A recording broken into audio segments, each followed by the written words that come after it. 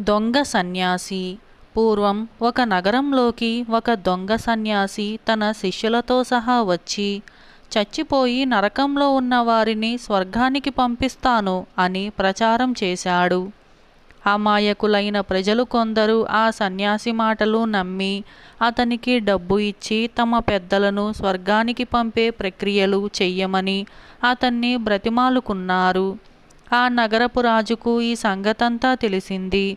ఆయన తన ప్రజల అమాయకత్వానికి విచారించి వారికి జ్ఞానోదయం కలిగించాలని తన భటులను పంపి ఆ దొంగ సన్యాసిని చెరలో పెట్టించాడు.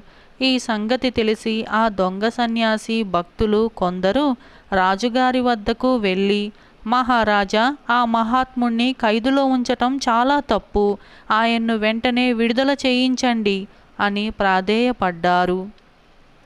చచ్చిపోయిన వారిని నరకం నుంచి విడిపించి స్వర్గానికి పంపే శక్తిగలవాడు కటకటాల నుంచి బయటికి రాలేడా అని రాజు వారితో అన్నాడు.